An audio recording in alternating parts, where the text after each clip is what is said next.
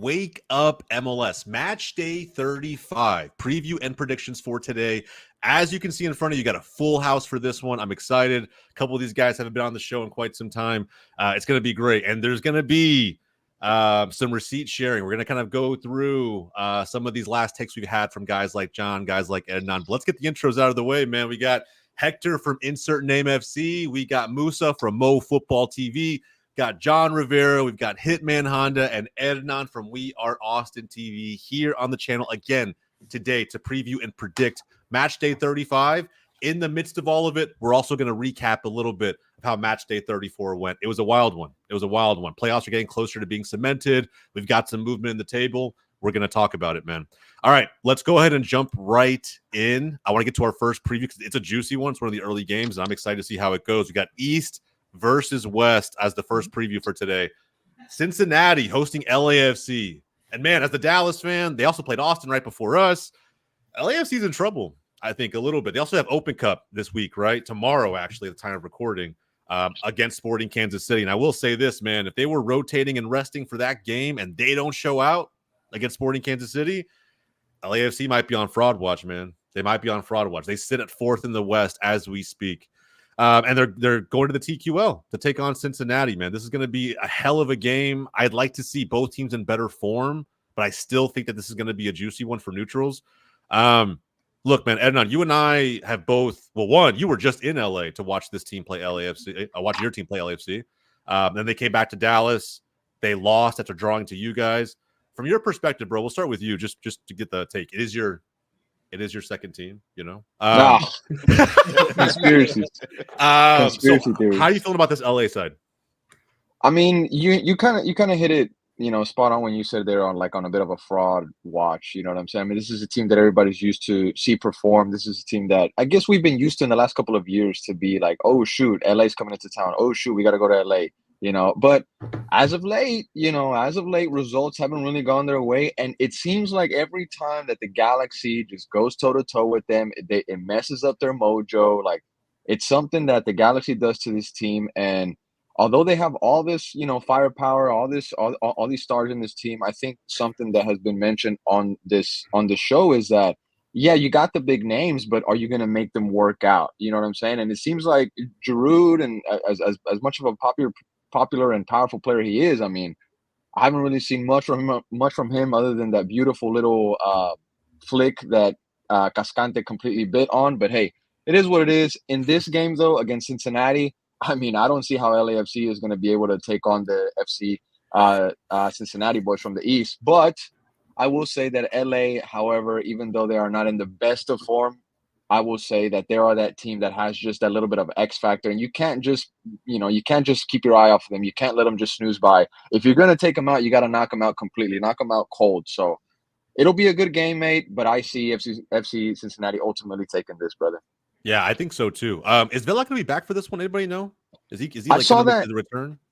I saw that some people on the LAFC social media side of things were already asking for him to start or whatnot. And I don't think that's a good idea. I mean, this guy's been eating pasta in Spain and in France for like the past 8 months, and you want him to start already? I mean, you're living it maybe up, that bro. just, yeah, maybe that just goes to show how bit, frustrated and just how desperate the LAFC fans are to get back to that point where they're used to being. Maybe they're just used to the wrong things, and this is a bit of a low that they need to experience to you really appreciate the highs that they've all been on. But I mean, the fact that you're already calling for Vela to start, I mean, that's a little bit of a red flag for me. You gotta really give him time. He's not 21 either. Come on, guys.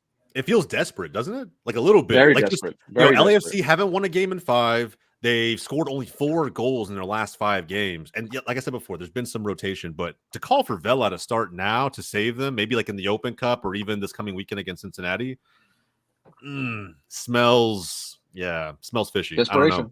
Yeah, desperation, bro. Anyone, keep in mind too, the head-to-head here is, I guess, a little important, a little bit of context.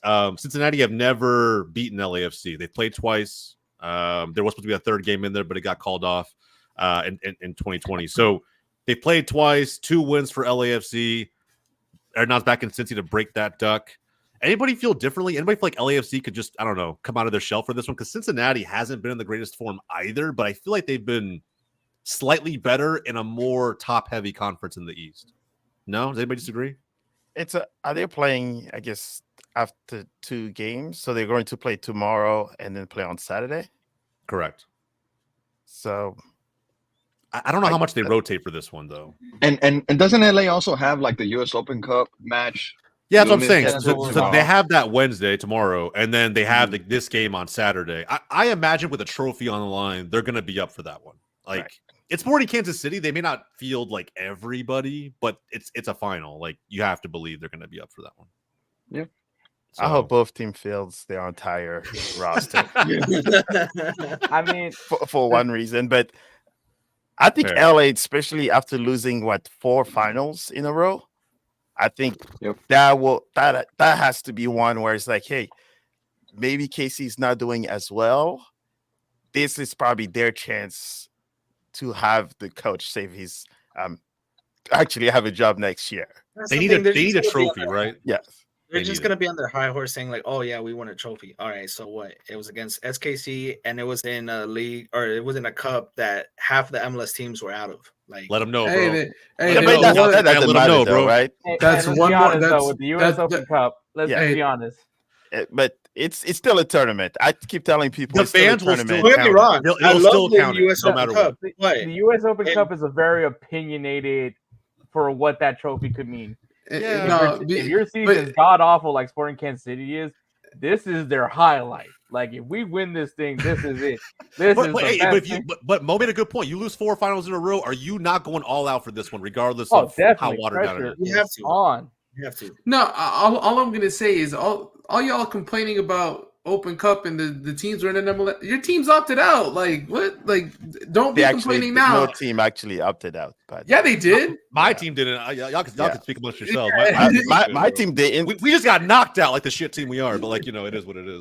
Our team asked for it, and they were not put in it. Most teams in the league opted out. So at the end Fair. of the day, I don't think we can fairly say, oh, it's an Open Cup without MLS teams. A lot of teams opted out. And to be honest, Jose, your team has to be in this tournament. Yeah. Oh, geez, like the owner's name is on the trophy. Like, if we don't, it's a and then it's torn apart by the fan base, bro. Like, 100%. I agree. Yeah. I think LA will get it.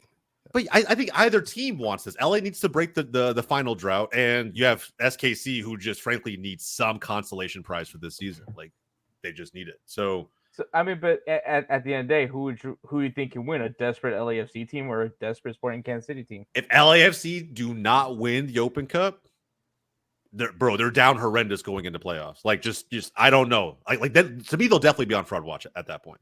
At that point, Cincy probably wins on Saturday.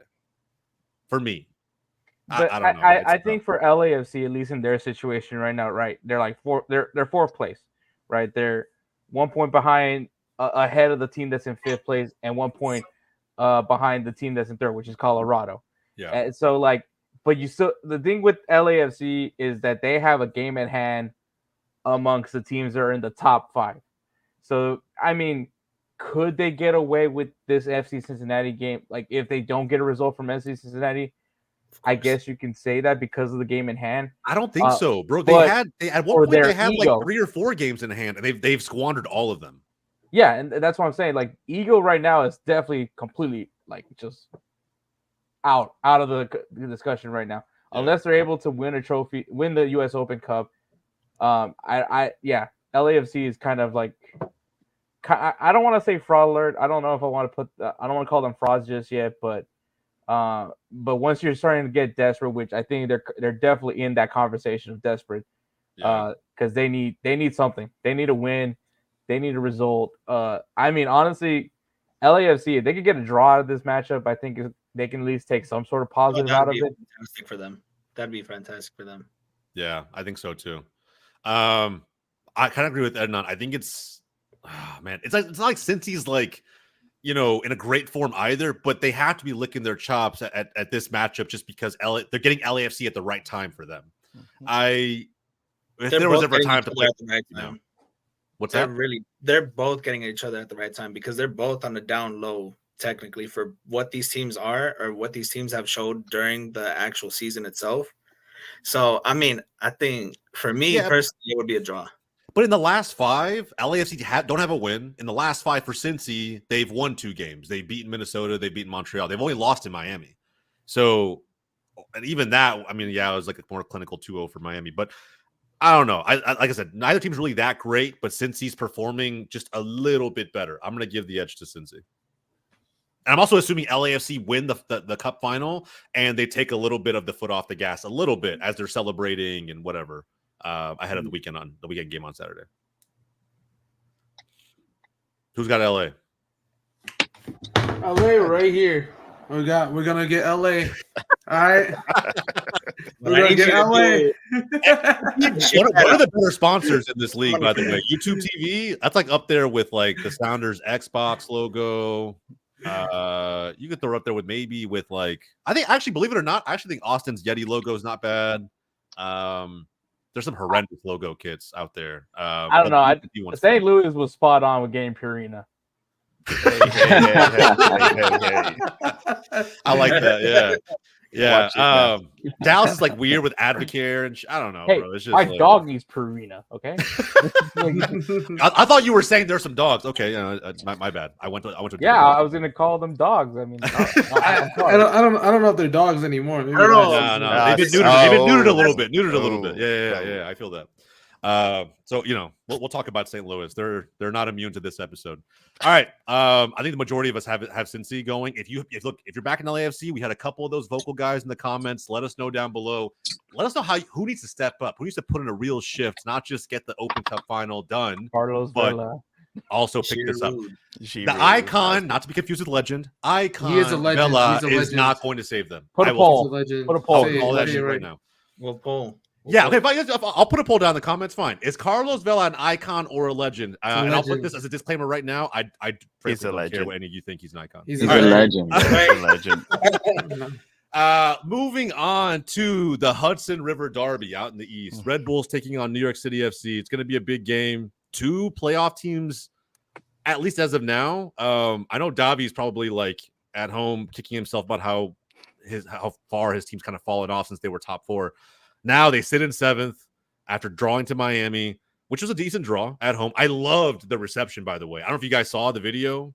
Yep, the bus getting hit, all the chants, bro. That is football heritage. That is how every team to treat Messi. Jose, I have a question, man, and maybe one of you guys might know this too. But has New York City FC been the only MLS team to receive Miami like that? Because I've been so sick like to that level, of other fan bases just parade Miami when they come into their city. Messi this, Messi that. Like it's the Harlem Globetrotters or some shit. Exactly. And I think that was the first time I saw that from another MLS fan base where they really put the pressure on Miami, and you could see that they were rattled a bit. I mean, they tied it last minute, sure, but I mean, Miami's a team that wins games 3-4-0 or 1. You know what I'm saying? So I really want to give credit to those fans, and it seemed like it was chill. It wasn't, they weren't throwing rocks at the windows. It wasn't violent. It was just a reception. That's what I liked about it. Yeah. I feel like when you see this, right? Like it's throwing something. Yeah. Yeah, something was thrown. But like it wasn't anything crazy, by the way, right? Which I screen's buffered a little bit, so I'll take this. Oh, there you go. It's like, you're flipping them off, you're chanting. I heard, a guy in the video yell, "Welcome to New York." Like I love all that stuff, just because, like, again, it needs to feel like you're coming into at least somewhat hostile territory. It is a big game. Yep. New York City FC needed to try and win on their field to keep that playoff separation there. And at the end of the day, like, I don't know. It was for me a very welcome worked. sight. Yeah, it kind of worked. Yeah, although Miami's also kind of in a, I don't know. I thought they're letting their foot off the gas because of their hand basically being on supporter shield, but that's neither here nor there. In this game, though, City have to win. In my opinion, you're sitting in 7th, and there's a real chance with how close 7th to like 11th is. We saw how fast Nashville climbed up after Hector made that bold claim they could make the wild card after being in last. It's not a crazy shout anymore, by the way. But now, right, like New York City FC, there's pressure on them to win this game, and they're doing it in Jersey on the other side of the Hudson River. They're coming off their own draw against Atlanta. This is a tough game to call, man. A really tough game to call. I want to give Davi's team the credit because I love what the fans have been doing, right? We just talked about it. Mm-hmm. But I think form goes out the window in derby matches. So I don't know. Is anybody just outright thinking the home team wins this one, or is it deeper than that? Man, I'm just gonna say this because Jose, you are spot on when you say that derbies affect form or current form or whatnot. But I'm hoping and I expect New York City FC to piggyback off of that performance that they had versus Inter, and they're gonna feel a little bit, they're gonna feel a little bit grown. They're gonna feel a little bit bigger than what they are. And yeah, they have won a cup. They are New York City FC, right? But it seems like teams, when they have those kind of moments where their fans connect with them, I mean, it seems like a little bit of a turning point. And it's the New York Red Bulls. I mean, it's not the hardest team to beat in this league. And if you're in New York, you got to be carrying off of that energy. You got to be, hoping that your guys show up and that they carry this, this run that they're taking into the postseason. So, I mean, I don't know if it's crazy to say, but I really think New York City is going to win this just based off of the energy that they showed versus Inter. Yeah. I kind of agree with you. Here's the thing about Red Bulls, right? They sit in top 4. So let me show you this. They sit in top 4, but they've been sitting in top 4 for a while. They actually haven't won a game now in 7 matches. Oh, it's kind of alarming, actually, if you're a Red Bulls fan. So they've been sitting in top 4, just kind of coasting on a series of draws and L's. And there's a 3-point gap now between these two teams. Nick Cushing has got to figure out a way to get a result here with NYCFC. It has to happen. If it does, it propels them into really, honestly, both their runs of form right now hasn't been great. It really hasn't been. It's literally a mirror. But I will, it is. But I will say that Red Bulls. I mean, this match already happened previously, right? They played each other once already this season. It happened at the baseball stadium, and NYCFC won 2-1. And this is when the Red Bulls were still kind of firing on all cylinders. Now both teams are a little down bad. That's fair. But there's a path for NYCFC to win this game, and if they did. Again, they jump up 3 spots and based on head-to-head should overtake the Red Bulls for top 4. If they don't, bro, then you're flirting with Toronto possibly overtaking you, Philadelphia possibly overtaking you. I don't know, man. It gets very, very dicey if this game's almost a must-win from my perspective. I was going to make the comment too. NYCFC haven't won since July.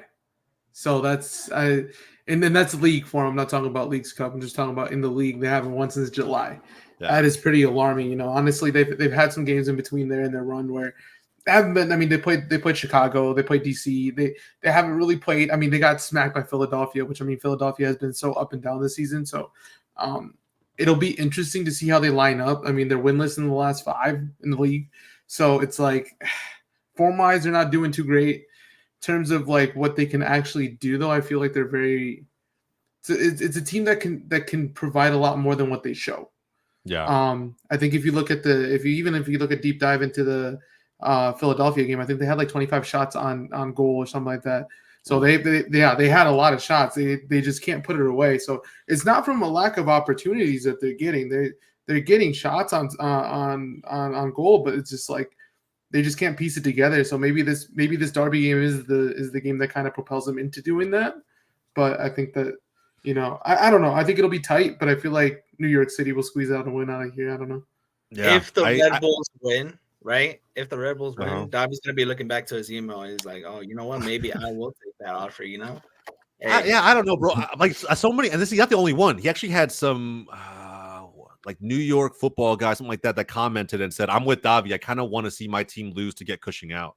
And it's like, I honestly agree with that, man. Like I understand like the sentiment behind it. We've all had that. We've all had that thought before. Nope. Yeah, I don't walk into a stadium rooting against my team. Do you know what I mean? Like I've been on that vibe the whole year. I've been on the vibe. The guys that are next. No, you haven't. Oh, no, you haven't. No, you fucking haven't. No, you haven't. You literally. Bro, you were claiming Eastern Conference semis before the season started. I said top 4. I said top 4 when the season started, so that makes me look. Nah. I gotta hold. I thought you meant top 4 in the Basically, the whole season. I said top 4 in the East. Yeah. Look. All banter aside, I think they can win this game, and I think that they should be wanting to win this game. It is a derby. I don't care what kind of form you're in. You do want to beat your rivals. You don't want to let your rivals get one over you. You just don't. I don't really side with the Red Bulls either because I feel like the Red Bulls have better players, but they're still not clicking, and that's even more worrisome to me. I'm going to go with the away side. I'm going to go with New York City FC for the clean sweep in 2024. Okay. I agree with you. I don't disagree with you with that. Good with clean that. sweep in here too, because I'll go with them as well. Hey, if I go the other way, I get crucified. So this is that way. Yeah, fair enough. Fair enough. Yeah, I think unless Hector's something different here, we're probably all in alignment. No, I'm with NYCFC. I think it's a must win for both teams. Because honestly, you're saying that all the struggles that Red Bulls are going through, but at the same time, NYCFC have not been pretty either. Yeah. So I mean, but if you look at those two draws, I think the Atlanta draw is a lot more of a deflating draw for New York Red Bull, whereas NYCFC, they can at least like have some pride in that Inter Miami game. Not because we're talking about Inter Miami, but I felt like Inter Miami definitely NYCFC had better moments against Inter Miami. So I that's why I'm like, I think at least there's some confidence with NYCFC right now. Yeah. And it's just across the river. You don't have to travel a bunch for this. Like it'll be right in their backyard. I think this is going to be a really interesting game. We'll see how it goes.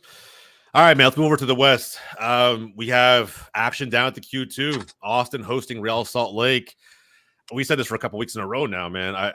This is do or die now. It's not like a must-win game for Austin. This is like you win or the season's over. And some fans' eyes, the season is already over. But mathematically, it's not true. There's still a path there. And then you have, Real Salt Lake, who don't necessarily need the win, but they're not in the best run of form. They're really not. And, Salt Lake drawing to Portland after very narrowly beating an out-of-form and injured Dallas team, who's kind of getting some of their star players back. It just doesn't feel like the beginning of the season for Real Salt Lake anymore. The steam's run out. I don't know if that dog mentality is still there. Chicho's not scoring at the rate that he was. The back line is, I don't know. I think there's an opportunity for Austin to get at them. My biggest question is who scores? I don't know where the goals come from for Austin. So I'll tell you. We'll start with you. Go ahead. I'll tell you. I don't know if you guys are social media savvy or the folks listening to this podcast have been keeping up with Goal USA, Fox Soccer, Austin FC, Street Bana. But if Austin wants to score goals, they gotta hit up Matthew McConaughey ASAP because he seems to be he seems to be the only guy that can put the ball into the back of the net for Austin FC. And I really have some explaining to do on this episode, and I'll make it super quick. The city of Houston, the city of Vancouver, the city of Toronto. I'm sorry for thinking that those were going to be wins for Austin FC. And although the chances were created, although there were so many opportunities in front of goal, literally point blank range, the ball just isn't getting into the back of the net. And it's so frustrating from a media person standpoint, from a fan standpoint, I'm sure from even the coaching side. I mean, it's got to be frustrated when you're putting your players, or at least setting them out there to get themselves in the right position to score goals. And when you're a coach, you can get blamed for so many things, right? But if you have your team create 18 to 20 chances against multiple teams, who's really at fault? Is it the manager or is it the players? And I know it's so easy to say wolf out, and I'm part of that crew too, because in soccer, it's easier to replace the manager than the 11 players. Although Houston did an overhaul one time where they brought in 16 guys. So in MLS, I don't know if that's true. But back to the point.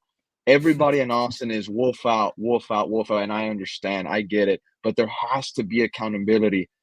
There has to be blame towards the players. And I don't want to put it all on them because it is unfair, right? Soccer is a very hard and easy job at the same time, right?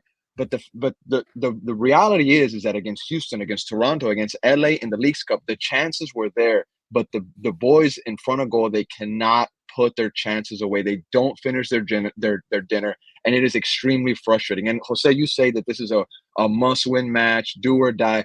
Bro, we've had 5 of those already, man. Mm-hmm. And I'm sick of saying this is a must-win, and folks are telling me, no, it's not a must-win. And I'm very confused sometimes at the priorities of some people down here in Austin. It's like some folks, maybe they're okay with mediocrity, and some folks are not. And that's the big rift right now within this fan base, because the folks that are okay with mediocre performances, you'll still hear them say that they need to keep this manager. And folks out there that are ready to see this team turn the page and ready to see Austin FC kick it into 2.0, Austin FC 2.0 or 3.0, they're the ones that are saying Wolf out. And it's not just the fans anymore. You have important people in the media asking why this manager is still employed, like Adrian Healy, and it goes even further than that. It got to Football America with Hercules Gomez, Sebastian Salazar. And it's just really painful, man. It's just really frustrating to see this team create multiple chances. And at the end of the day, you lose 1-0 at home to Houston. Carrasquilla golazo, I will give them that. However, that game could have been 3-1 Austin, 2-1 Austin. I mean, Houston was missing players. Austin was probably full strength ahead against Houston, and it's just demoralizing a bit, man. And I know that there's games left, but I don't expect anything, dude. I'm completely numb, Jose. I'm completely numb. Well, look, I will say this. You're not wrong about any of that, by the way. We've been saying it on the show for a few weeks now. Like every week, it's the same thing. It's Austin's must-win week. They have to win. And honestly, I feel like you guys have kind of tried to say that in the sense, like for my sake. I feel like on past episodes, I've had a little bit of maybe a mix of diluted with too optimistic takes, trying to back this team. And can you blame me? No, right? No. Maybe not. No, but at the end of the day, the guys from Golds TV tried to warn me from literally the summer. Remember when I came on here and I was saying we're gonna get reinforcements? Just wait. The summer is going to make us a different team. The summer came. The new guys arrived. It's still the same old story, man. Which leads me to believe that Wolf or the leadership in general is the problem. I find it very difficult to believe that there are fans down there who are chanting Wolf in. I find it very, very difficult. When Austin beat Nashville, they were giving Wolf beers. They were drinking beers with Wolf. Oh, I did see that video, bro. I just thought, in the moment, right? Like you're happy, sure. You just figured whatever, I'm gonna shoot the shit with Wolf. But I don't know. Push comes to shove at the end of the season. I don't believe there are fans who believe he is the man to take your team forward. I can't believe it. If I'm wrong in the comments, let me know down below, because I don't think anybody who really – I understand blind faith, blind optimism. As a fan, we're all a little bit delusional. Every single one of us, right? We all believe on any given day our team can beat anybody. It's just how football works. It's the magic of the game. We love it. But at some point, when you're assessing your team and what you realistically need to hit another level, I mean, I think most fans are usually realistic for the most part, and because there's not really any sort of homage you pay to managers. I don't think so anyway, unless you're talking about the longstanding managers like – maybe a Peter Vermees in Sporting Kansas City. But even then, it's like the guy's he wore out his welcome a long time ago. And he's just there because he's a legacy. So I don't know. It's difficult for me to accept that. But with that said, you're going to be at the Q2. Salt Lake hasn't been the very best on the road. If you turn this, let's say you guys convert this game into a win. Yeah, 38 points. I don't know where that puts you in the table. Is the season still salvageable? The season is salvageable until it's mathematically impossible, right? But if we're being real, I mean, yeah, you can go to sleep and tell your kids, tomorrow we're going to Q2 and we're going to see Austin win. But you got to be real with your children, man. You got Round Salt Lake, a team that battered you 5-1 at their house. But It doesn't stop there. You got the Galaxy literally waiting for you after that. You got Portland waiting for you after that. And you close with Colorado, which is not the same Colorado that we're all used to. I mean, this is a Colorado that can slap Austin FC around with the form that they're in right now. And by decision day, if Austin is completely out, I'm scared to see what kind of energy the boys are going to have on the field, because I'm there week in and week out, Q2 Stadium. And the past couple of weeks at home, I've seen important players with the worst body language I have ever seen in a professional soccer player. And it is absolutely demoralizing, frustrating. It makes me wonder why people are still going to see Austin FC. If even at home, at least 30% of the starting 11 is just probably there for a check. And it's just very frustrating. And maybe it is a bit harsh to come after a professional player like that and say that they're just here for a check. But when you see the type of energy, the body language, the kind of gestures, that they don't even celebrate with one another. They don't even check up on one guy whenever he gets battered by some other guy. I mean, it's really frustrating. And Hector might even, point this out. I mean, against Houston, Sebastian Drusi was MIA. He was just in no man's land. It looked like he didn't even want to play with some of the guys that are on his team. And then, and you can even go further back than that. I mean, the body language in some of these guys is just really, really concerning. And you got it. And Jose, you said it spot on, man. Is this a leadership problem? What's going on? Is it something in the locker room? And And I don't know. I mean, Josh Wolf was just asked, like, hey, if you don't get playoffs, are you going to quit? He said, no, I'm not going to quit. And of course, why would he quit? There's still money owed to him. He has another year left of contract. So Austin is going to be in this position for at least another year, man. And I'm gonna hang on to it. I'm gonna be there week in and week out, but I'm very concerned for the casual fan that's on the fence between the Longhorns and Austin FC and all the other stuff that are going around in Austin. Because if the FO and the ownership double down or triple down and back this manager, they're in danger of losing a big chunk of their fan base, because this city, the team, even the kids that come on the fan reactions, they are 100% done with the manager. And even though I laid out some points earlier, guys, that said that, yeah, we are creating chances 18-20 against LAFC, against Toronto, Nashville, all these sides. If you don't complete those chances, it doesn't matter for anything. And even then, Josh Wolf, when he goes into press conference scenarios, when he does the post-match talks or whatever, his body language, the way that he answers to some media members, it looks like he's done with the media as well. He doesn't want to be there. However, he's obligated to a contract, and no human being is going to walk away from hundreds of thousands of dollars that are still owed to you. Yeah, I agree. Man, this is giving me like flashbacks, man. Once upon a time in Houston, you know? Obviously the situation with the Dynamo was a lot different because it wasn't necessarily a manager. The manager was the problem, at least in my opinion. It was more so the GM that the Dynamo had for so many years. As a matter of fact, when we think about the early Dynamo days, it was just speaking of a manager that had pedigree for so long, was Dominic Kinnear, right? No GM. The Dynamo didn't have a GM when they came in. Dominic Kinnear was doing everything. It was GM and coach. And then you bring in, I don't even want to remember the guy's name because I hate him, but I call him Slender Man. And I mean, literally, since he took over as general manager, that's literally when the Dynamo became one of the worst teams in the MLS. As a matter of fact, I think there's a correlation from when he got hired to when our attendance became terrible, because he was just signing not a lot of Hondurans and just no one that was good for the team. And then, unfortunately, I was excited for Tab Ramos to come in for the Dynamo. I thought he was the right man for the job. But when you don't have a good general manager that cannot provide you with the players that you need, it's difficult. And I was in that same situation as Hernan, where I was just like, these guys are just collecting a paycheck. These guys don't care. There was a part, but even if they weren't, right? Like, I agree with you, but play devil's advocate here. I think, I don't know, the Houston situation was a little bit different. You're right. No, it is different. It is completely different. But like, even the things that Hernan was saying, I said that there was a point where, like, and I see all the shit that Drusy gets, right?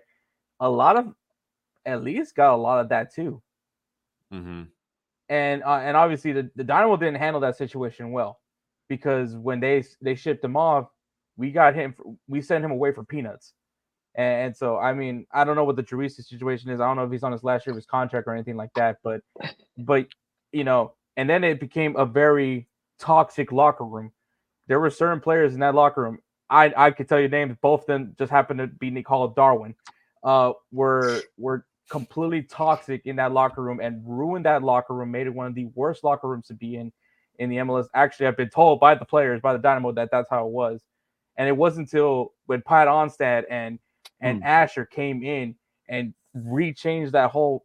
It wasn't just players that left. We're talking about new soccer operations director, new equipment manager staff. I mean, I got fired. I was part of that staff.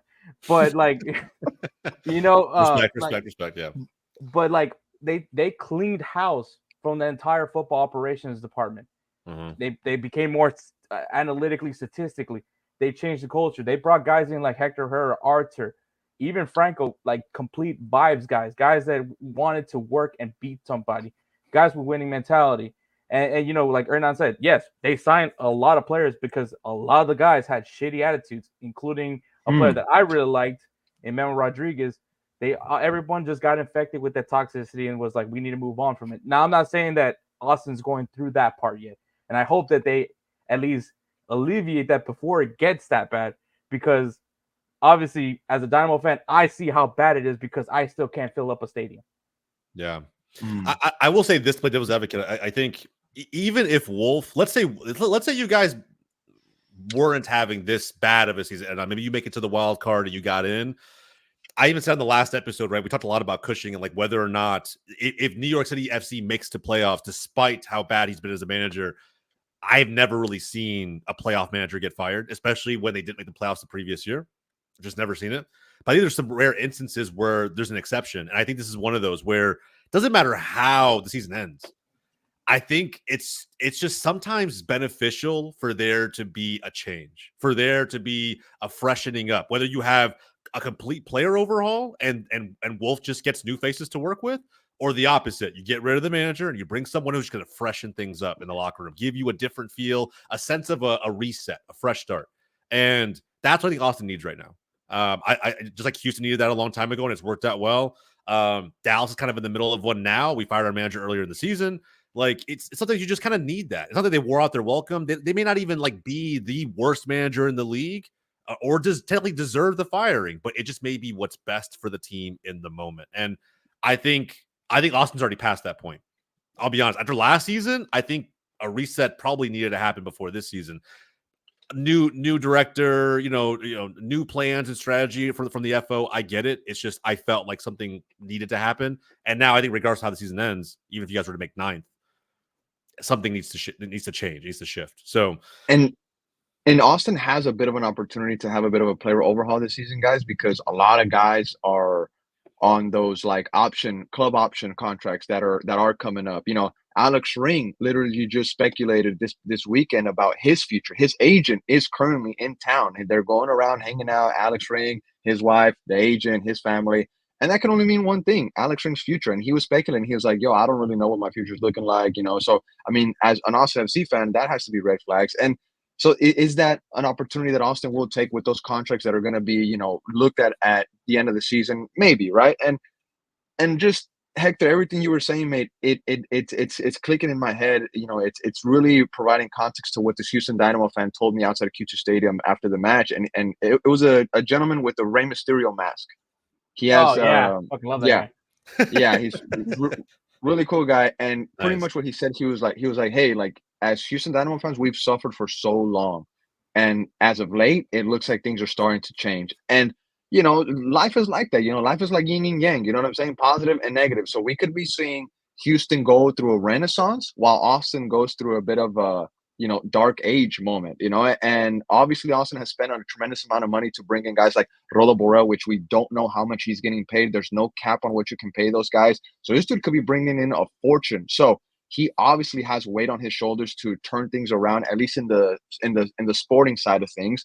But that's still, that's going to take time, especially with the kind of energy that we're seeing on the field. And the whole Drusy situation, just one quick thing.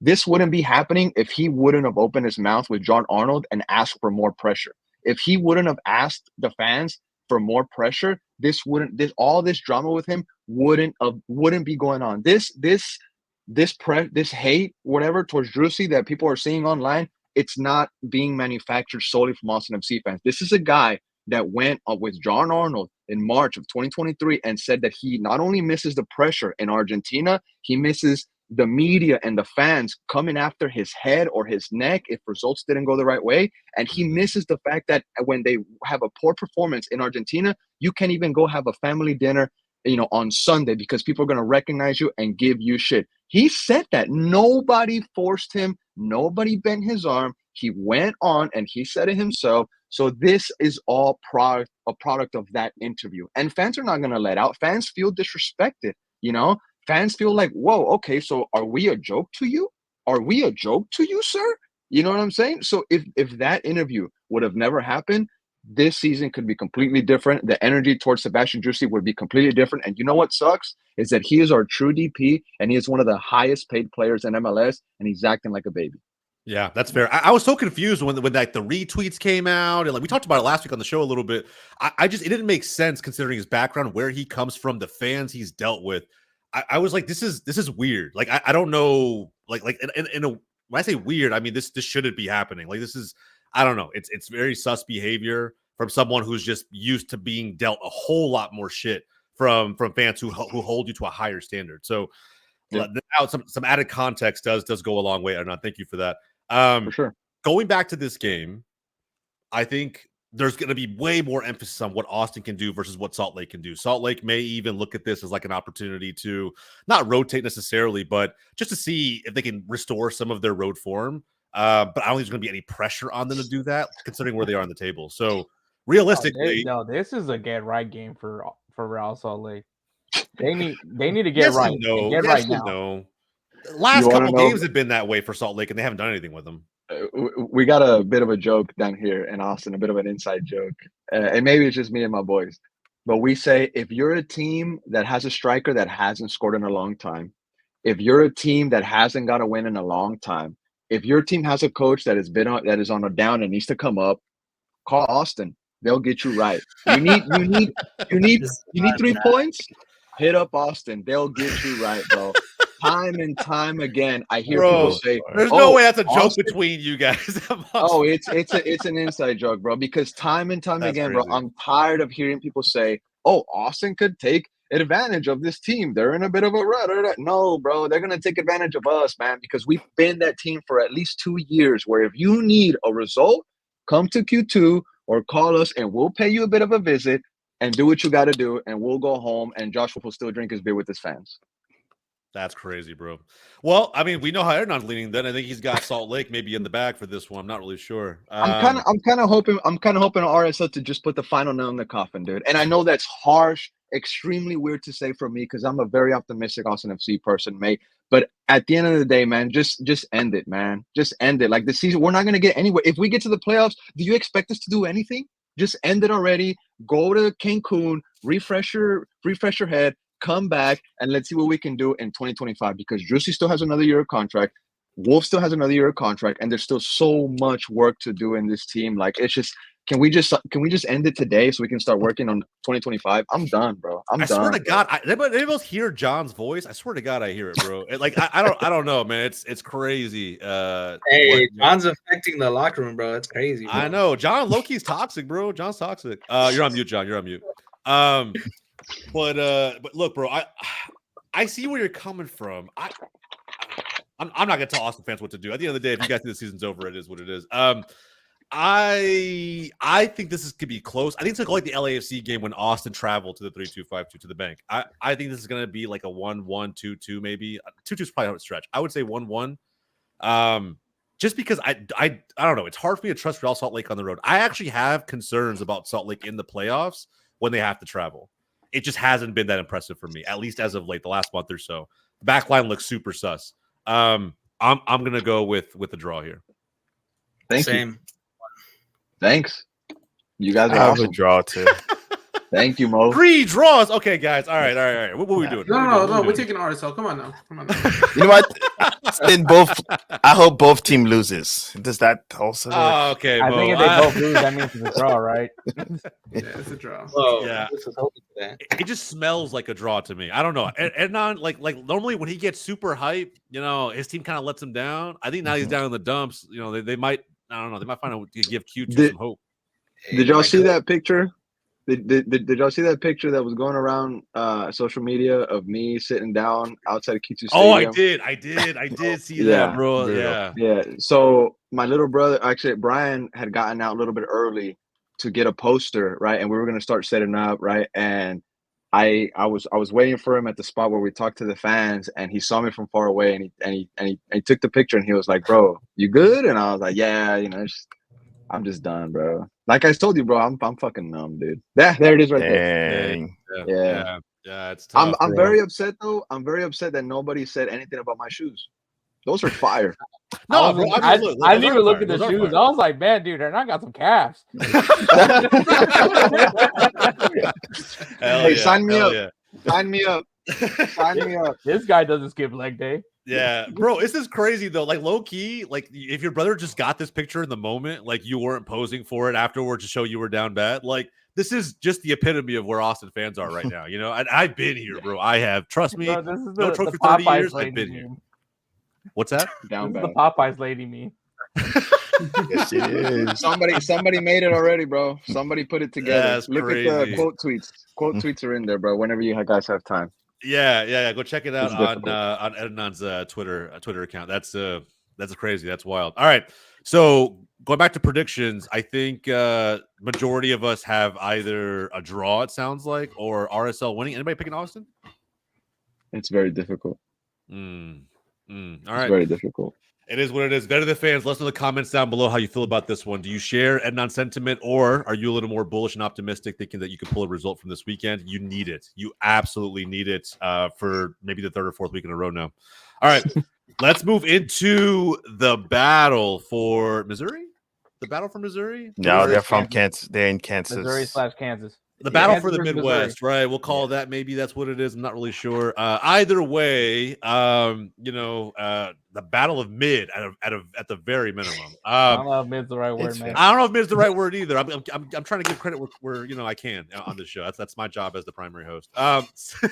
31 points into the two of these teams, St. Louis, Sporting Kansas City. Honestly, bro, the 2-1 win at San Jose could have ended, in a very interesting fashion. I think Mo's on the edge of his seat. And then Sporting just end the fucking season, bro. Like I needed this team to get a result against Minnesota. Not even close. I think we both needed, Rick. We both needed them to do something, actually. Oh man, I'm just done putting any kind of stock. My stocks for this team have been sold a long time ago. Get Vermees out. They're not going to do it, but get Vermees out. Start the whole thing from scratch. Hit the reset button. Anyway, going into this game though, Derby, there's not really much hope for either side, in my opinion, as far as like anything beyond this. So form goes out the door. Yeah, last set of bragging rights between these two teams, and I just can't stop thinking back to like how last season ended. I have no clue what happened last year. You blacked out? All right, that's fair. Completely. That's fair. I'll remind you. I think this was a fantastic, obviously, result for KC, just considering the rivalry. They exited the next round in playoffs after that. Melia had a crazy game, but going back to St. Louis, you guys look a little bit revitalized, just a little too late. Well, according to the math, not yet. Not yet, but better than the first part of the season. We will say that confidently. So look, City Park going to host this game. Considering where you guys are in the season, Mo, is this one going to be a decent turnout at City Park? Oh, I think pretty much it will be sold out. That's normal. Yeah. So now just the question now will be, I did see that our roster, the injured, there's way too many, possible playing. So I think that will be the question if we have Hurdle playing. Okay. That will, and then how Kansas City does versus LAFC in the Open Cup. Yeah, that's right. But that'll be interesting. We'll see. At the end of the day, I think both teams will go all out for this one because it doesn't matter where we end in the table. This will determine pretty much next year, and how our transfer window has gone so well. That will also give us kind of a view of what's going to be next year, because how are they going to respond to an actual derby in St. Louis? This year, you guys have tied both. You've drawn both. The 3-3 was a banger back in April, and then you have the 1-1, in July. So the third matchup, the tiebreaker, if you will, somebody's got to win this game, man. Somebody's got to win this game. St. Louis is in better scoring form. Neither of these teams really keeps clean sheets all that often, at least this season. But when you think about the goals in the last, let's say 5+ matches, St. Louis is pretty significantly outscoring Sporting Kansas City 11-7. So I don't know. Home team, I feel like you have more to prove because of how last season ended. I'll back St. Louis. Like I said, I don't think it really matters for the sake of playoffs or anything else. So I really have to go with like who do I think is stronger in this derby, and I don't think there's going to be a third draw. And bro, I'll be honest, like KC are so just. There's like you can't even pick like a positive aspect of this team. Like Vermees needs to go. They need to honestly like that delete club meme from FIFA. They're dangerously close to that shit. Dangerously close to that. I'm gonna back St. Louis, bro. How we feeling? I'm backing St. Louis in this one, bro. Because SKC, I mean, from what you see on social media from the fans, you think that this club is already done and dusted. But then they're in a final against LAFC in the U.S. Open Cup. I don't know how. I mean, I do know how, but like, good Lord, I mean, they literally they're putting all their eggs in the U.S. Open Cup basket. Yep. But they also were the one to get a USL side. You know what I mean? Like they got Indy 11. LAFC got, was it Seattle? Hey man, you play who you play. Oh, Yeah. okay. I'm offering Oh, there context it is is important. now. Context is important. You put- I don't know, man. Like, it's if they don't win Open Cup, just delete this club, bro. Delete it. I don't Go know. back It's- to the Kansas City Wizards. Let's go. Yeah, fuck it, bro. Yeah, hit the reset button, like all the way. Bring Jimmy Conrad back to play. I don't care. Like whatever you got to do, bro. Like I think this, Jimmy this- Conrad is going to be at the U.S. Open Cup final.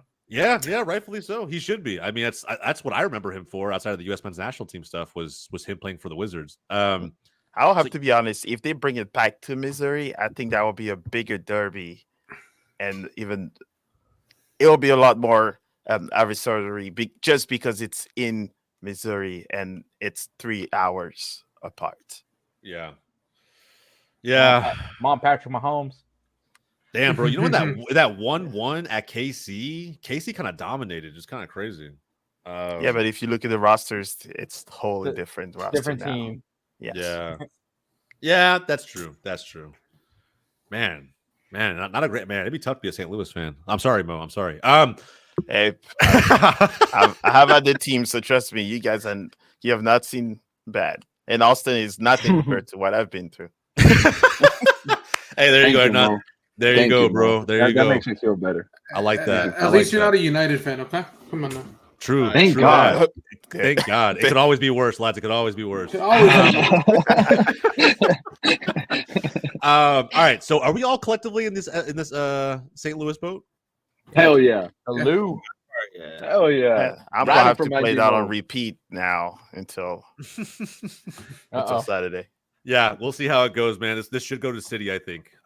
We'll find out. Big derby either way. All right, and then finally, Seattle, Houston. Playoff teams going at it, fighting for pole position in playoffs as well.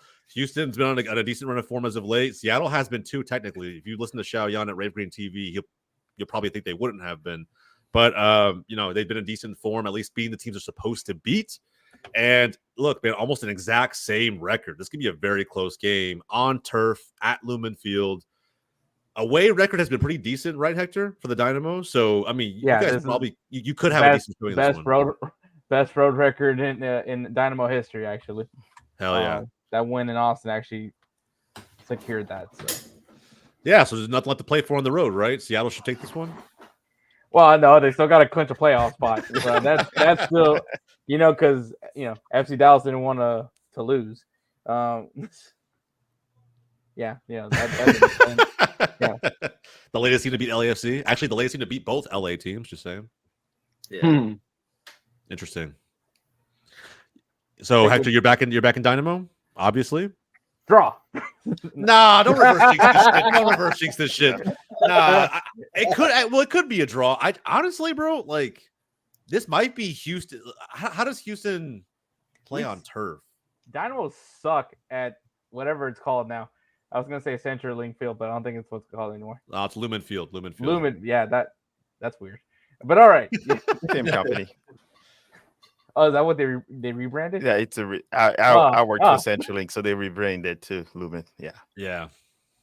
I miss CenturyLink though. It was when I lived in Seattle. It was only to the last year that I lived there. It was called CenturyLink forever. Then they rebranded. But anyway, the Dynamo suck in that stadium. That's just. What's the head-to-head? So you guys drew at Houston, but anytime you played at Seattle, you've lost. Yeah, you guys pretty All shit. right, In Seattle. we're taking Seattle then. All right. I was like, yeah, you guys are pretty shit in Seattle. Yeah, but now they're the best road team. I mean, the last time, look, you played there in July, you lost 1-0. Yep. Records gotta be broken. Chains. Yeah, you got to break the duck at some point, bro. You haven't lost in the last 5, right? I think Seattle haven't lost to the Dynamo in their last 5 meetings. Wow, that's actually an impressive stat. 4 wins and a draw. Man, I'm trying to think what Xiao Yan. I'm running out of ideas. Shit, what do I do? This smells like a draw, but it's gonna be tough. The Dynamo suck at Lumen Field. It happens. I know. I just know they're gonna lose. There you go. Xiao Yang just came out. I just know they're gonna lose. There's not gonna be any fight and win. I'm Man, They're gonna get afraid of the fight and win guy. So I mean, because bro, it was crazy. You know, the head-to-head catch you all looking. time is 16-5 with 6 draws for Seattle. That's wild. That's crazy. Crazy stat. 16 wins for Seattle, 5 for Houston. Damn. All right, if I'm a betting man, bro, I'm gonna have to go with the Sounders. I hate doing that too because I don't know. I kind of despise Seattle a little bit, despite having lived there for 6-7 years, which is kind of interesting. I don't know, man. Because of all the playoff matches. This is like a playoff match, and if I was betting on the playoffs right now today, it'd be hard to bet against Seattle because it is hard to just fly up there and win. It really is. Long flight, packed Northwest, different weather all the way around. It's on turf.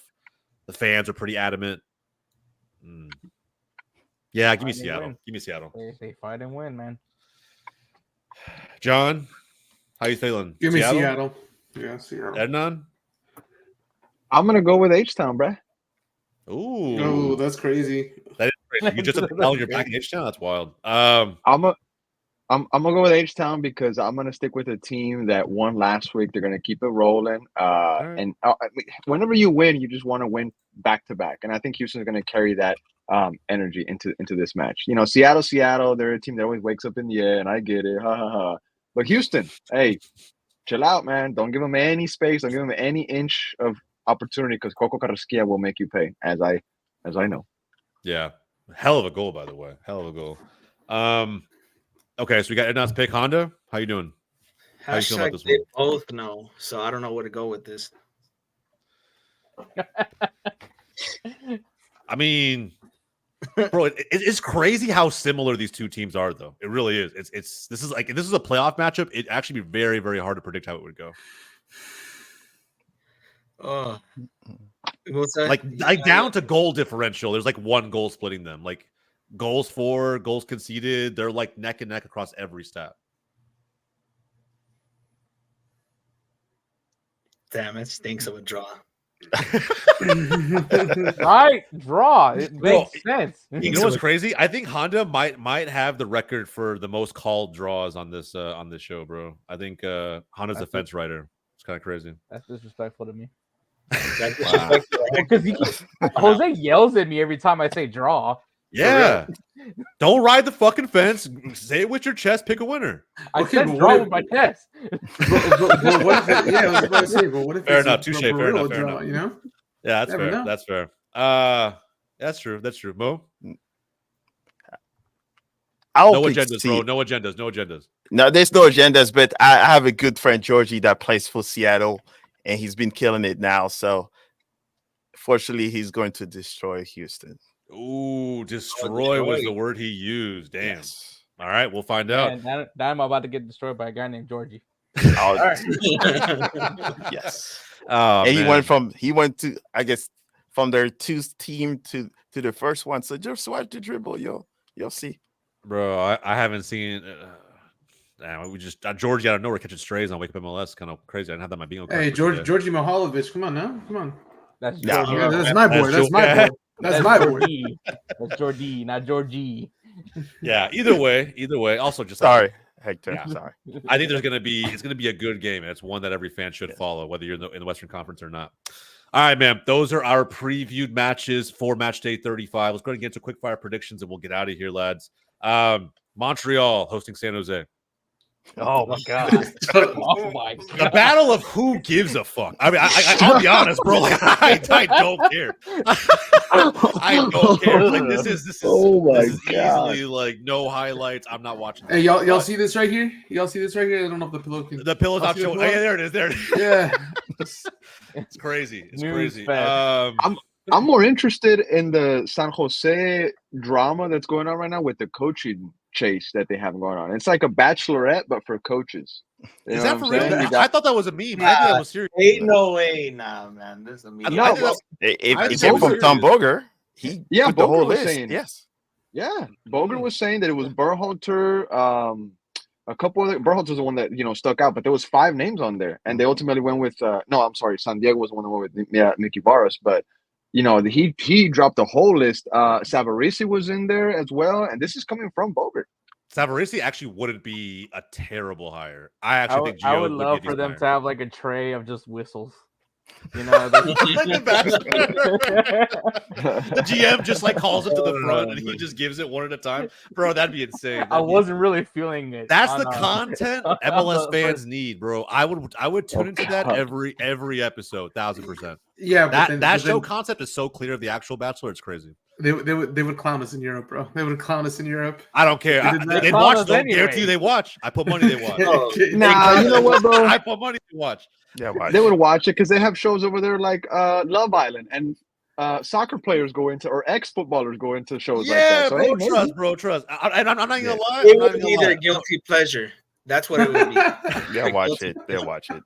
Yeah, I think it was, what was that? And the show he's talking about, what was it called, Ednan? It was Love like Island?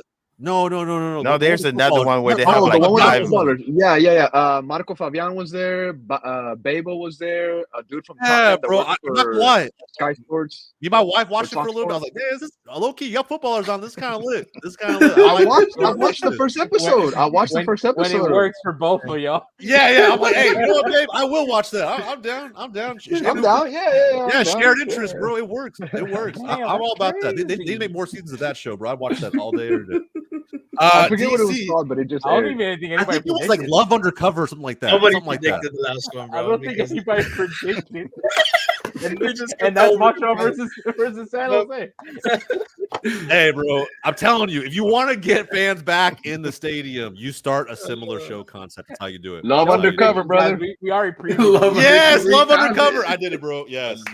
You W of a did show. watch it, W of a Jose. show. You did watch it. predictions I needed. did. That I'm was- telling you, bro. I did. I watched it. 1000%. I'm telling you. That's This how is you get definitely me the into those preview. shows. You bring players and faces that I know. I'm in. I'm locked in.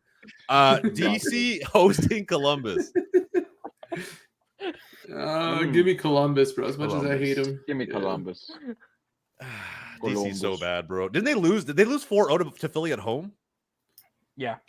Holy Yeah. shit, bro. Yeah, Columbus about to win 7-0, bro. This guy that's about to be shellacking. Yeah, I got Columbus in this one. It is what it is. All right. Miami hosting Charlotte. Miami. Miami. Man. Charlotte, Miami, bro. Back-to-back draws against Atlanta and NYC. Because Messi's playing. I think they're cruising. I think they don't really care. You say it's cuz Messi's playing? Yeah. Just That's crazy. the GOAT will save us. Take the foot off the gas. Fuck it. Yeah, because you know, sometimes when he's not playing, so now you have 11 players trying to prove it. But then when Messi's back in, now everybody has to pass to Messi. If Messi walks, I'm walking. Yeah. Fuck it. It kind of sounds like it. Yeah. It was That's kind fair of enough. cooking when Messi and Suarez were out. Campagna. Yeah, I know. I think Mo might be onto something. But the reason I back Miami is not so much because of like anything Miami's doing. It's really just Charlotte. Charlotte's in a weird run of form too. It's not looking that great. They're falling off a little bit. They're right above NYCFC in the table. So yeah, I'm gonna go Miami there too. All right. Revs hosting Nashville. This Nashville remontada is on, man. It is on. They're in 12th right now. They're in 12, but you know what? I still bring out the pillow. I mean, I'm just saying they could win this game, and if they win, they're in the wild card spot, depending on what Philly does. I said it in the rankings video. I'm gonna stick with Cashville. Cashville, cash money. There it is. I like it. Hashtag Hector knows, bro. I'm gonna back him. I believe in BJ's. That's what everybody knows. I believe in BJ's. Oh, okay. I don't know where we're going with that one. I think it's Callahan. The restaurant. The restaurant. Okay. Fair enough. A family restaurant, man. Come on. Yeah, my bad. I'll back Nashville. But Bobby Wood masterclass coming? I don't know. Bobby Wood. Come on, bro. We still got it. Not Montreal, bro. Hey, I'm just saying, it's not terribly far away from it. I think Montreal's ahead of Nashville in the standings, actually. It's very funny that we did not predict the San Jose Montreal game, by the way. No, definitely not. There's no need, bro. What were you gonna predict? 0-0?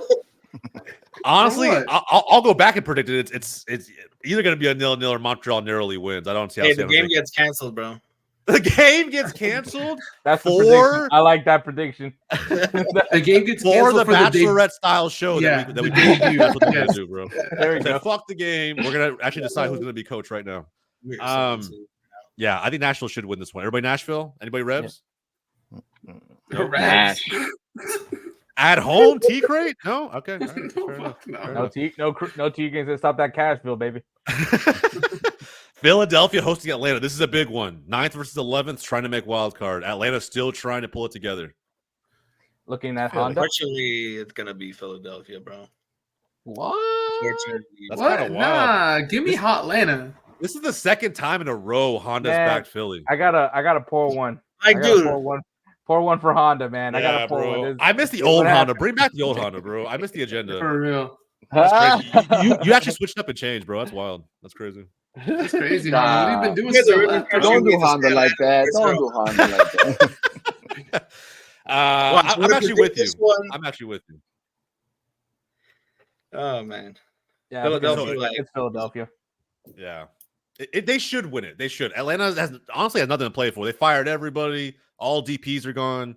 Like, they should be in full rebuild mode. I mean, Philly should win this game if they want to make playoffs. So, they're looking into Yeah. the next season, bro. yeah, I think so Not too. Not so hot Atlanta. Not so hot Atlanta. All right. Triple G's future team, Chicago Fire hosting Toronto FC. How do you I feel want about to this hear one? this. John, thoughts? John, that's hear you. this. You want my legit thoughts about this game? Yes. No, please. not about this game. no, We're talking about no. Greg Berhalter. No. Hold on. Let me. I pull out the pillow again. There it is. Nah, Don't be what you serious, need to man. do is Somebody put know. put that pillow on your face. Just for Greg Berhalter. Bro, that's crazy. That's crazy. Oh my God. Oh no. Bro. Hey, Hector the Don, bro. In this, Yeah. episode. That's crazy. No. It's gonna be 0-0, man. I don't know. I don't care. Is there? I don't care. Vote for this. I mean, you guys could pull it together, man. You could pull it together, I but don't know. You've been saying this for months. Greg It's the Berhalter same could be a thing. great coach. Nothing now changed. you have the vibes of like the pending Berhalter hire, positivity sweeping over The the bounce locker room. passes, the shoot. You know what I mean? the bounce passes. Yeah, bro. The shoe come on, game. man. Yeah, the shoe Good game. game, bro. Everyone on the Ooh, sidelines man, rocking wait. the Does newest game. Adidas make Bro, Berhalter wear Bro, they Adidas just need to only? hire me, bro. I'll fix that team up in like 2 minutes, bro. It'll be quick fix. Hey, Hire me, I'll fix when it. when Greg Berhalter takes the job for Chicago, does that mean he can't wear Nike no more? And he can't be wearing Yeah, them? actually, Yeah. I don't think he can, bro. I don't think he can. You know what's Adidas crazy about the only. Fire? How the fuck did y'all lose 2-0 in Montreal? That's what I want to know. Yeah, I don't know. I wasn't watching. I was doing other things. I had better. Bro, come I had on, more, man. I had more important things to do, bro. I had more important things to do. All right, you know, so it John's was- going Toronto. Who else going Toronto? That's Yeah. what I hear right now. Everybody Yeah. else? Yeah. I guess Oh, Toronto. Hernan back in Chicago? I'm back in Chicago. That's crazy. Hell I no. never- I'm just kidding, There was bro. a time on this show when John was begging for Hernan to back Chicago, and now it's crazy? Bro. Yeah, now it's crazy because he never has. It's a first. It's tough, It's a man. It's first. tough. It's tough, It's a bro. but first. It's a first. Look, man. Look. Chicago, I want you guys to be something, man. I really, really want you guys to come up, bro. I mean, ever since Cuauhtémoc Blanco went there, that's when Chicago Hey, Fire yeah. came on my radar. And I was like, oh, okay, Chicago Fire exists. Cool. Bro, but what after that, man? Come on, dog. Hey, we had Chicago we had- Fire legend, we had- Cuauhtémoc Blanco. we Legend. had Cuauhtémoc Blanco. Schweini. We had Schweinsteiger. That is a for a bit, legend, you know. bro. Come on now. Hell yeah. Schweinsteiger Bro. did a little bit. The most fire dad bod of all time, 100%. Cuauhtémoc Blanco. Bro, looking at him before I realized he was a footballer as a kid, I was like, that's a footballer? Holy shit. That's crazy. That's crazy. Bro, man. Bro, that guy's taking insane. Sunday League, bro. That was fucking That's what I'm cool. saying, bro. He looked like somebody I would see out on Sunday League. He didn't look like a professional. I was like, oh shit, okay. Chugged Bears, 2 Bears. souls and then went into the game. Yeah, bro. Cuauhtémoc was different, bro, in the best way possible. In a way, he kind of made America a little bit of a meme, but in a good way. It wasn't like a trash America, although John might disagree. Dallas hosting Orlando. You guys know how I'll go. Orlando, I know. Yeah, obviously. Obviously, Yeah. I mean, I don't know. We did just beat Alex LAFC, but you really know, need this, don't they? we have Yeah, to. but- Honestly, but you- have to win this game. But hold Have to on, win hold this on, hold on. I got it back, Hector. My bad. His Whoa, take. Wait, what are we doing? What? Just because I have glasses on? This hasn't happened on this show in a long time, by the way. This hasn't happened in a that long How is time. my that hasn't happened to me doppelganger since the second one grade. mistaking me? Hasn't happened in a No, little my bit. bad. No, I gotta back Hector though. That Orlando City winning MLS Cup.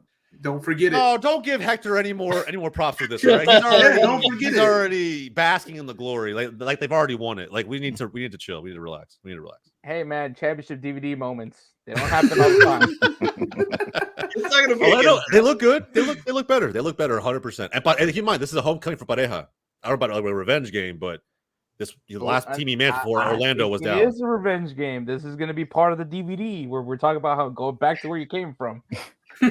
Part of me hopes that like we bring Pareja back at some point in the future. Actually, I really like Pareja. I rate him as a manager. And he loves utilizing the academy product. So I hope we bring him back. But I don't know, man. I'm gonna back Dallas because it's the home team. It's my team. But you guys don't have to. You want to back Hector? That's cool.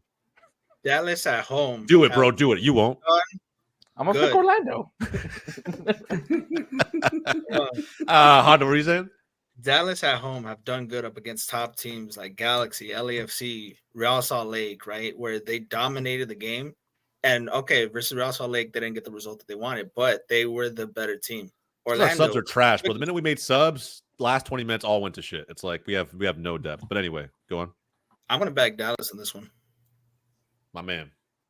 I hope it doesn't reverse jinx me because what a selling job. Hey, bro, chill. We have no depth. We have no subs. We're still winning this game. We're still winning this game. Did it against LAFC, bro? In fact, we were only up 1-0. They brought in Bouanga and Giroud, scored 2 more. That's all I'm saying.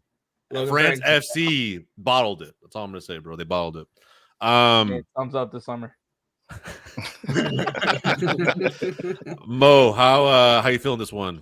Well, since you just had to say France FC and to battle it, no, you were picking Orlando anyway. You don't like Dallas. You were picking Orlando anyway. Yeah, I cannot speak a Texan team this season at least. So, all right, fair enough. It's all in, and I like Florida Vacation. So there you go. All right, that's fine. Yeah. But we don't. I don't think we've played Orlando, so. It's kind of hard to. They're a decent team. They lost to Columbus convincingly, but I still think they're a decent team. I think there will be something more to be said about them at some point in playoffs against Columbus. Right. We'll see how that goes. Minnesota, Colorado. Give me the Loons. Give me the Rapids, bro. I'm going with the Rapids too, dog. They look good, man. I don't know. Dude, what's up with Chris Armas? Like we all completely dumped on this dude, and he's just got the Rapids moving right now. Davi dumped on him specifically, if we're gonna be realistic. To be fair, we all kind of laughed at the Chris Armas. I didn't laugh. That's a United guy. You didn't laugh. Hey, this is the Manchester United. We're not doing this. I think you might have actually like laughed at him while he was at United wearing his little fucking AirPods on the bench. I know you laughed at him, bro. Don't act like you didn't. Come on, bro. What's wrong with AirPods? On the bench. Bro, come on. So what's he doing? Jamming out on Spotify while the match is going on? What's to do with AirPods? Yeah. Oh, they communicate with the video analyst. Nah, that's not what he's doing, bro. It's not what he's doing. Ain't no way. What are other assistants around the league doing then? Are they just not? They're just exactly. That's exactly what they're doing. Nah, they're not doing that, bro. They're not doing that. I've worked in the MLS. He's not doing that. Armas has some shenanigans up his sleeve, bro. It's weird. He's a weird fucking dude, bro. I think and more importantly, kind of right though. He's just not a good manager. I don't think. I think he got kind of lucky with all the signings he made with the Rapids. A lot of quality he brought to this team. Maybe he has a really good video analyst. maybe. But I don't know. I think this might be like a St. Louis type of team, but which leads me to believe that this team is still good and they'll carry out the rest of the season in similar fashion. But next season, I don't know. They might be on fraud watch. But right now, I'm back in Colorado. I need Minnesota to lose, bro. I need Minnesota to lose. Do Minnesota have to win? That's the thing. To keep Dallas off their heels, yes, there's a 5-point gap. If they lose and Dallas win at Orlando or against Orlando, then there's a 2-point gap going in the last 4 games. So it's basically between Minnesota and Dallas for the last playoff spot. So if you want drama, then there's that. Yeah, we love drama. We love drama around here. Colorado, they just look too good, bro. They just look like a more complete team. Like, they took the dog from Real Salt Lake and they applied it to themselves. What is that derby? The Rocky Mountain Derby, or I don't know what it's called. Something to do with mountains in there. Yeah, I'm sure. I didn't realize Colorado was in third. What the hell? Yeah. That's what I'm saying, bro. They're top 3. This team's moving, man. And it doesn't matter if it's home or away. I feel like they just seem to get the results. Like, minus that, I don't know. That I always pointed to it, the random SKC 4-1. I don't know how the hell SKC scored 4 goals, by the way. I don't know where those goals came from, but outside of that one game. Yeah. Are we all good on Colorado besides John's Loons pick? I have it as a tie game. I'll take the Loons. What'd you say, Mo? I have it as a tie game. A draw? All right. Yes. A final game. That's going to be a showdown. No slander for him for saying John? No slander for him? Not on the fence? Come on now, Jose. You got to slander everybody. But Mo had a million hot takes last episode. You remember. It's a 2-2 draw. So I got to give him some credit. Honda, you do it like every episode in a row, bro. You know what I mean? I do not do it every episode. Come on. Like, we were keeping track. Your draw column in your standings would be like, I don't even know how high at this point. Vancouver, Portland, Cascadia. I think it's a rivalry, actually, right? So how do we see this one going? Portland. I'm gonna go with Portland on this one. BC Place is tough to play, though. It's true. But Portland is one of those teams that has great. Portland has a player, though, Evander. You can't, Let me ask you guys this. That's a good point. Does Evander deserve to be in the MVP discussion? Yes. Ooh, Definitely. Yeah. I think he made a second half of the season push. I don't know if you can contribute the first half of the season to the push that you're saying, Jose. But I don't think he'll win, but he'll be in the conversation. Yeah, I agree I agree, Hector. Thank you for the reason I asked that, right, is because don't worry, I'm already used to that Portland fan not liking me, so it's okay. Yeah. Look at this, bro. This is the goals and assists total list for the season. And Evander sits right at the very top ahead of Lucho, who we deemed in our previous MVP rankings was going to be likely the front runner for the MVP again this season. Evander's overtaken him since he's a drop in form. I don't know, man. I see him probably as the leading, especially just the game that we saw with City when he was not playing, how Portland was playing, and then when he came in, he pretty much made the whole 4-4 tied all by himself.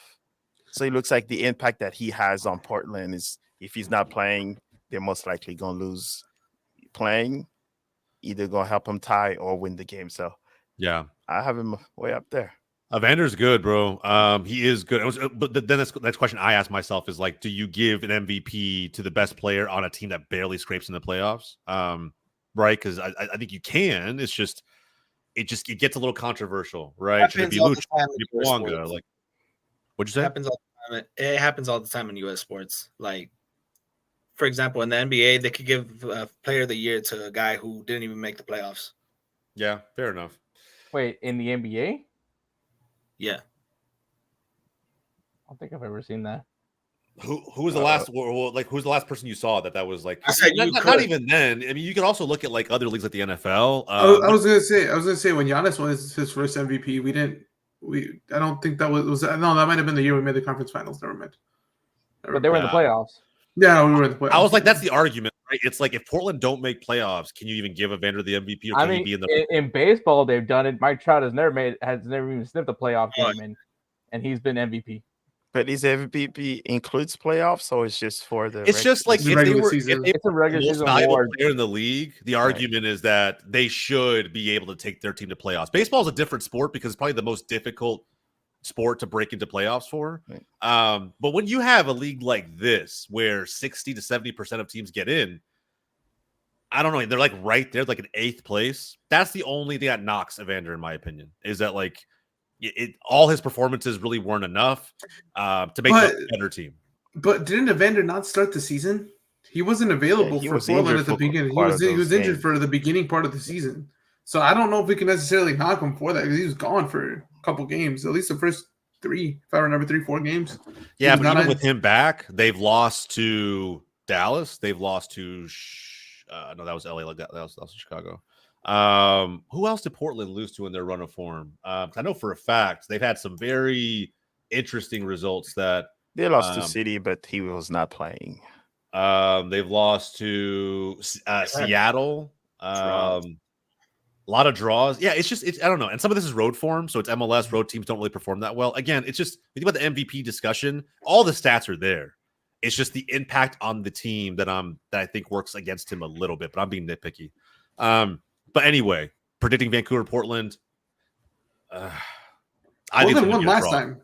Portland won last time. They won 2-0 last meeting. So. In that case, it's also in Vancouver, right? Give me Vancouver. Give me Vancouver, bro. I like a Ryan Gauld, Brian White, Picault sort of scenario going into this game. I think it's going to be a good game for Vancouver at BC Place. Yeah, that's another thing, man. It's just so hard to play in BC Place, man. It really is, bro. They just need to get some real grass in there. It's a nice stadium. They just need to get some real grass in there. Change the turf up a little bit, Vancouver still looked good versus LA Galaxy, and they didn't have like all the starters and stuff like that too. So give me Vancouver. Whitecaps. I'm still sticking with Portland. None. I'm gonna stick with Portland, G. All right, there we go. We're split all the way around, at least for the most part, 4v2. But I think it's gonna be a good game. It's gonna be a great game to kind of end the MLS weekend on. And that concludes our preview and predictions for Match Day 35. If you haven't done so already, like the video down below, subscribe to the channel. Weekly MLS previews and predictions on the Goals TV channel. We're nearing the very end of the season, lads. There's gonna be other videos that come to this channel. Be ready for them. We got new MVP rankings. We have a playoff prediction video coming. And this playoffs looks like it's going to be just as competitive, actually even more so than last season, where I felt like Columbus were such a heavy favorite that no other team really stacked up well. We'll see how it all goes. But from everybody here at Wake Up MLS, my name's Jose. That's Hector. That's Mo. That's Ednan. That's Honda. That's John. We'll catch you guys next time.